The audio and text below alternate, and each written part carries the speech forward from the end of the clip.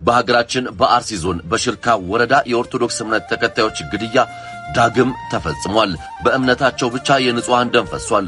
ብዙሃኑ ከቤት ንብረታቸው ተፈናቅለዋል። ከዚህኛውና ከዚህኛው የትኛው ይሻለኛል? የልትጂ ነው እንዴ? ዛሬ እኮ ኮንሰርት አለ፣ አልሰማሽም እንዴ?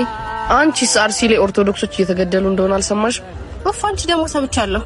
መፍትሄ ለሌለው ነገር ብቻዬን ተጨንቄ ምን እፈጥራለሁ? ስለዚህ ነገ ጧት እኔን ብገደል ወጥተሽ ትጨፍሪያለሽ ማለት ነው እንዴ? ልታለቅሽ ነው እንዴ? ይልቅ ይሄ ሪአክሽን ሳይጠፋ ቲክቶክ ላይ ፖስት አድርጊው፣ ጥሩ ላይክ ታገኝበታለሽ። አየሽ ልዩነታችሁ? እነሱ እኮ ቢያንስ ድምጽ ለመሆን ሞክረዋል። እንዳንቺ ኮንሰርት ለኮንሰርት ሊዘሉ አልወጡም። አንቺ ደግሞ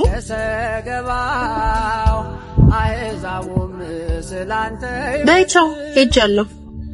አንተ ሌላ የተንገዛ ያሉ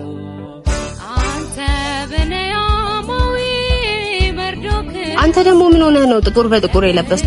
ወገኖች እያለቁ አይደል እንዴ? እስቲ ንገራት፣ አልሰማለችኝ እኮ። ቆይ እኔ ጣቴ ስቆረጥ የማይሰማኝ ነው እንዴ የሚመስላችሁ? ስለዚህ እንደዛ ከሆነ ይሄንን ጊዜ ማለፍ ያለብን በመጠጣትና በመጨፈር ሳይሆን አንድ ሆነን በመጸለይ ነው።